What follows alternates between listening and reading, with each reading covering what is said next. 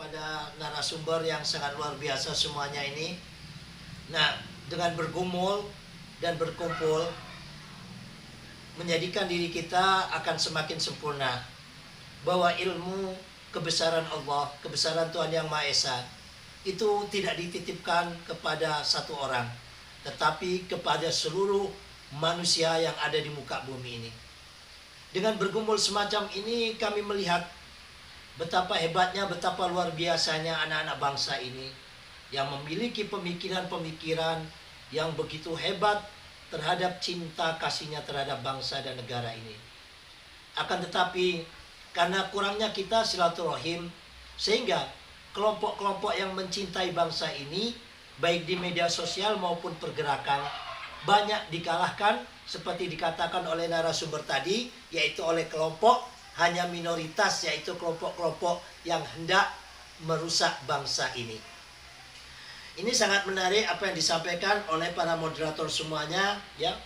Terima kasih kepada Pak Didi, Pak Toto Sudarto yang sangat luar biasa, kepada Bapak Harkiman, pada Pak Ampu Devayan ya dari pojoknya Aceh ini, Habib Ja'far, saudara saya, Igede Raka ya, pejuang Jokowi bareng sama Gus ini bertahun-tahun yang lalu, apalagi Bapak Pendeta Andreas ini ya, dulurku, meskipun berbeda tapi kita mesra ya, tumpengan bareng ya, acara deklarasi Maluku Po Jokowi ya, Kiai yang disuruh, Gus yang disuruh berdoa ya, luar biasa.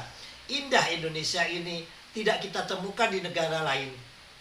Hidung saya, kulit saya mungkin berbeda dengan Pak Andreas, dengan Pak Raka ya, tapi kita tetap satu Indonesia ya.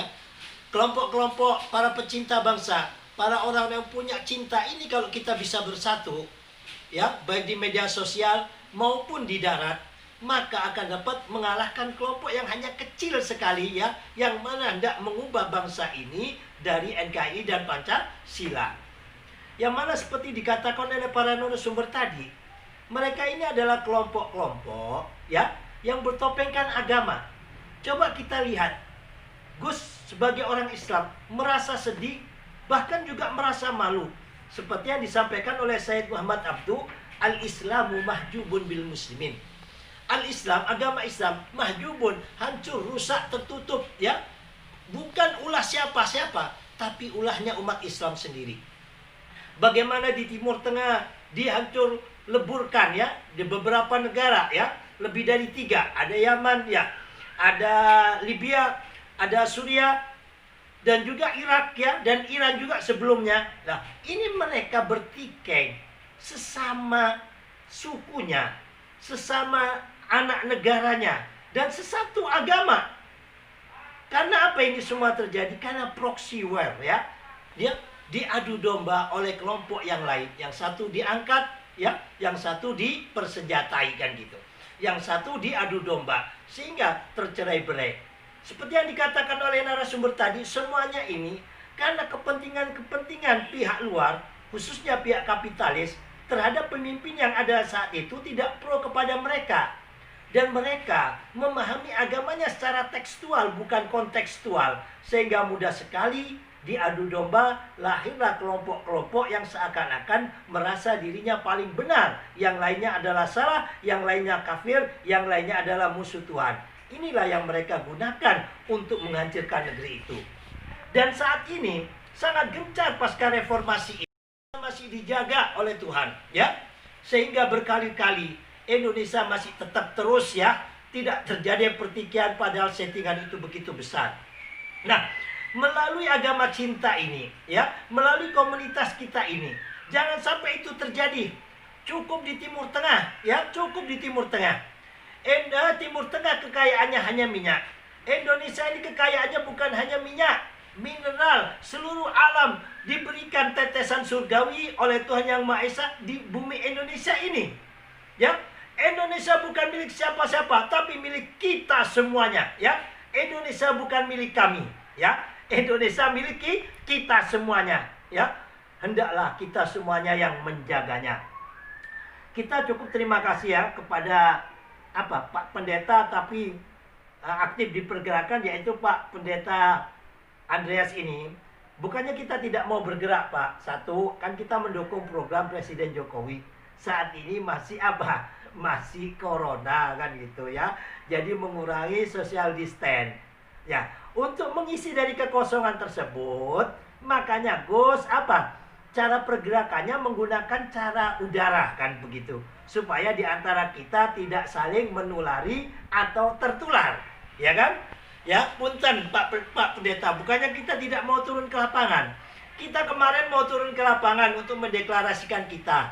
Karena Jakarta bukan lagi milik kita tapi milik kami, sehingga perizinan di Tuprok dibelit-belit kan gitu dan tidak mendapatkan izin tempat. Meskipun dari kepolisian sudah ada, akhirnya kita tunda. Jadi sabar ya Pak Pendeta. Jadi kita satukan pemikiran, kristalkan dulu di webinar ini ya. Kapan saatnya kita akan bergerak? Insya Allah kita tunggu perintah dari yang atas kan gitu. Kalau Tuhan yang memakai maka semuanya akan indah.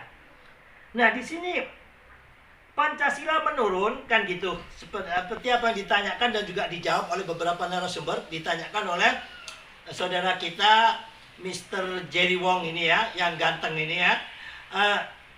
Pasca waktu Orde Baru, Pancasila memang digiatkan. Tetapi di akhir kepemimpinannya, Pancasila ini dipolitisasi, ya, menangkap orang dengan bahasa Pancasila, ya, mengebiri daripada demokrasi dengan bahasa Pancasila.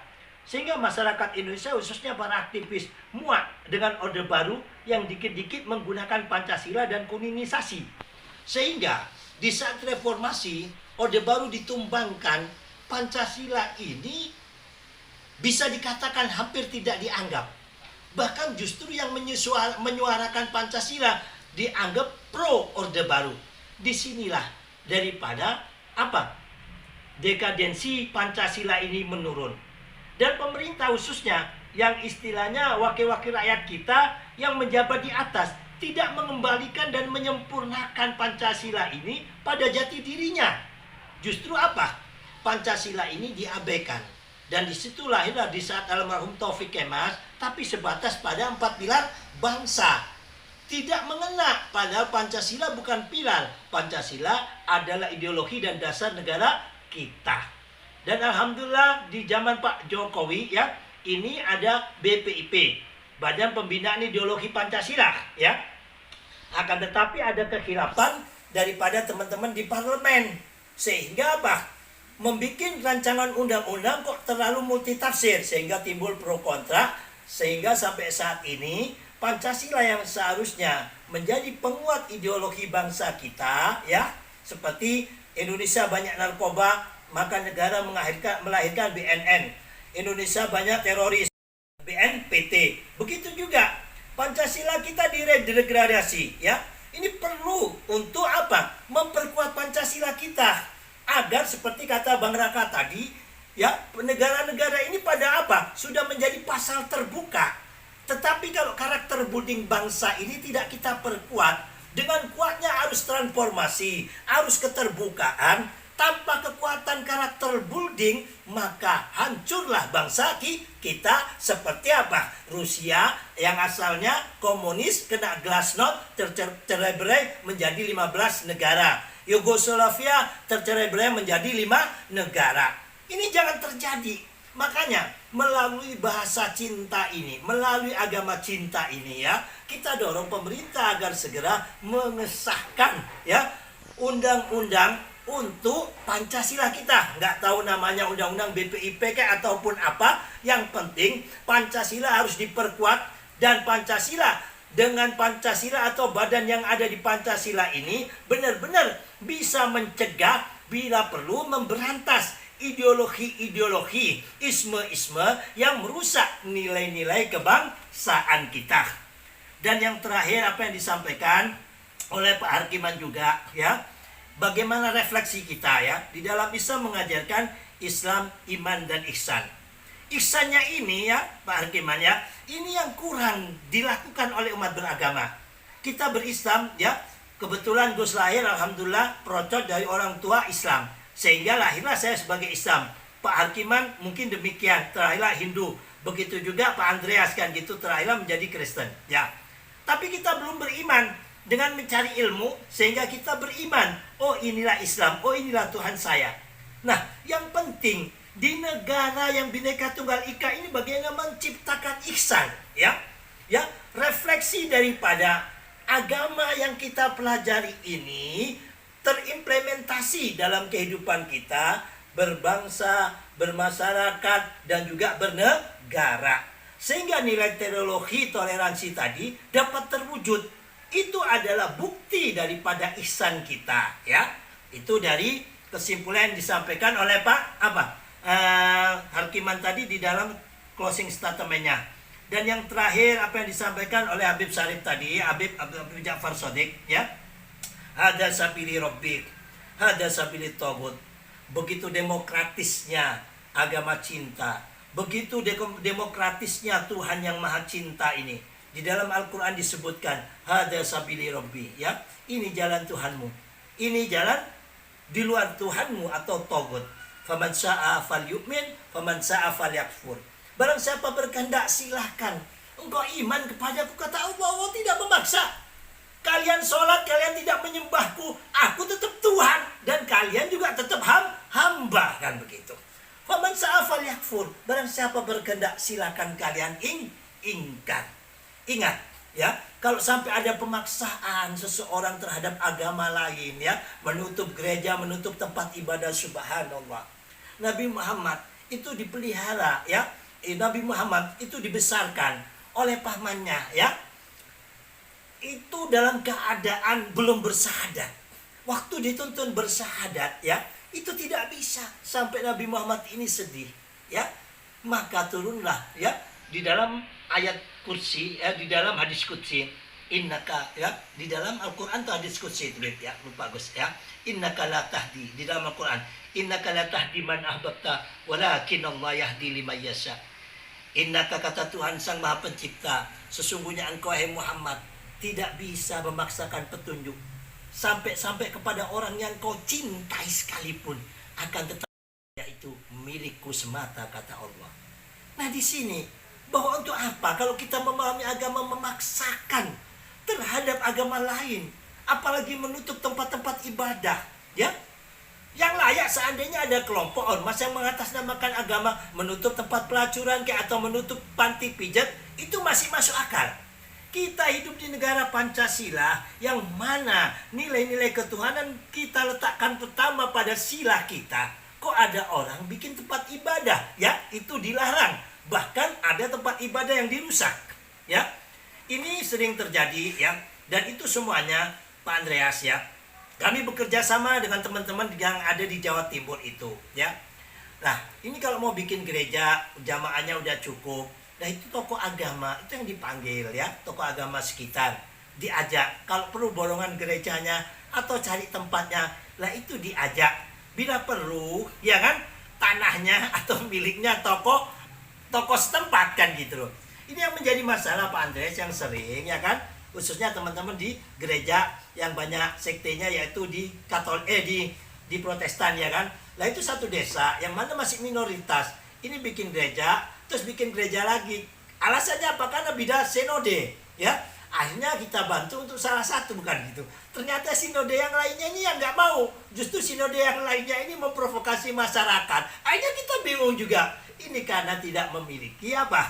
Bahasa cinta atau agama cinta. Ini masalah kita semuanya, PR kita bersama, ya. Tapi saya setuju dengan Pak Andreas tadi, ya. Kalau kita saling, lah, bahasa saling ini bagus, ya. Saling silaturahim, saling bertegur sapa, saling kerjasama, apalagi bidang ekonomi yang real, kan begitu. Maka akan timbul rasa saling cinta ini, ya. Karena apa? Can know, can love. Tak kenal maka tak sayang, ya. Yayasan Pondok Kasih itu yayasan Kristen. Kalau mengadakan Natal, kalau mengadakan Paskah, ya, Gus bisa mendatangkan 200 lebih kiai-kiai untuk hadir. Kalau nggak percaya, tanyakan di Yayasan Pondok Kasih, ya. Itu Gus yang memperkasai, ya. Bahkan menghadirkan juga ribuan santri hadir di perayaan Natal, ya. Cuman Gus sampaikan, ya, satu, karena kita harus bertoleransi, jamin bahwa ini masakan halal 100%, kan begitu, ya. Jadi ada, ya, masakan halal 100%. Nah, di sana kita hadir di dalam perayaannya saja, bukan di tempat waktu ibadahnya, kan begitu. Diundang, nama juga perayaan, diundang makan-makan. Jadi apa? Cinta kasih itu ada. Teman-teman pendeta nikahan anaknya saling mengundang kiai. Ada yang ulang tahun kan gitu, Gus diundang. Nah, dengan sering tegur sapa, sering silaturahim begini, sehingga tidak ada perbedaan di antara kita. Mudah-mudahan dengan cintalah yang bisa menjadikan kita Indonesia yang luar biasa ini benar-benar menjadi negara yang luar biasa. Jangan sampai ya kita diberikan berkat yang luar biasa oleh Tuhan dengan kekayaan alam ya. Sepanjang mata kita memandang hijau royo-royo dari Sabang sampai Merauke, kita ada harta kekayaan alam yang terpendam. Jangan sampai karena kebodohan kita diadu domba sehingga negara kita kaya raya tapi masyarakatnya miskin. Ini jangan sampai terjadi. Mari kita bangkit bersama dengan bahasa cinta, dengan agama cinta. Kita satukan membangun bangsa ini dengan cinta. Hanya dengan cinta kasihlah berkat urapan rahmat dari Tuhan Yang Maha Esa akan diberkati kepada seluruh warga negara Indonesia. Sehingga cita-cita luhur pendiri bangsa ini yaitu terwujudnya keadilan sosial bagi seluruh rakyat Indonesia tanpa diskriminasi sara dapat terwujud. Demikian dari kami, salam agama cinta. Mari sama-sama kita tebarkan cinta dan kasih kita kepada semua umat manusia. Kita sama-sama lawan hate speech, ya, hoax, dan juga narasi-narasi kebencian yang memecah belah bangsa kita. Damailah Indonesiaku, jayalah negeriku, sejahteralah warga negara Indonesia semuanya. Akhirul kalam billahi taufiq wal hidayah wal ridha wal inayah. Assalamualaikum warahmatullahi wabarakatuh. Salam Pancasila merdeka. Allahumma lakal hamdu syukran ya Allah ya Tuhan kami. Segala puja dan pujiannya milik-Mu ya Allah. Segala keagungan hanya keagungan-Mu, segala kemuliaan hanya kemuliaan-Mu. Kami hanya hamba-Mu ya Allah. Kami hanya ciptaan-Mu. Tiada daya dan upaya yang kami miliki kecuali kekuatan dari-Mu. Ya Allah, ya Tuhan kami bersyukur ya Allah telah Kau berikan Indonesia sebagai negara yang kaya akan alamnya ya Allah. Keindahan suku, keberagaman budaya, adat istiadat dapat dipersatukan oleh founding father pendiri bangsa ini pada satu kesatuan Indonesia. Ini semuanya tanpa campur tangan-Mu tidak akan mungkin terjadi ya Allah. Peliharalah dan jagalah Indonesia kami ini ya Allah. Jangan sampai dipecah belah oleh sekelompok kecil orang yang nafsu murka daripada kekuasaan hendak mencerai-beraikan kita semuanya. Jagalah Indonesia kami ya Allah. Jagalah Indonesia kami ya Allah. Jangan sampai terpecah belah menjadi cerita seperti raja-raja besar yang ada di Nusantara yang dulu seperti Sriwijaya atau Brawijaya ini ya Allah. Jagalah Indonesia sampai yaumil kiamah ya Allah. Jagalah Presiden kami Pak Jokowi dan Kiai Haji Ma'ruf amin ya Allah, supaya bisa membawa kami semuanya menuju kesejahteraan Indonesia sesuai cita-cita luhur yang ada dalam Pancasila, yaitu keadilan sosial bagi seluruh rakyat Indonesia. Ya Allah ya Tuhan kami yang membolak-balikkan hati orang yang benci kepada bangsa ini menjadi cinta ya Allah. Yang dengki menjadi mau berpikir untuk bangsa ini ya Allah. Satukan hati kami dan hati saudara-saudara kami se-Indonesia ini ya Allah, untuk semuanya memiliki hubbul watan minal iman dan menjaga warisan yang telah diberikan oleh leluhur kami, yaitu 4 pilar bangsa ini ya Allah. Ya Allah ya Tuhan kami, inilah doa dan munajat kami. Jadikanlah negeri kami Indonesia negeri yang baldatun thayyibatun wa rabbun ghafur, negeri yang gemah ripah, lojinawi, murah sandang, murah pangan, murah papan, gemah ripah ya Allah, gemah ripah, murah sandang lan pangan. Rabbana atina fid dunya hasanah fil akhirati hasanah wa qina adzabannar. Wa akhiru da'watina alhamdulillahi rabbil alamin.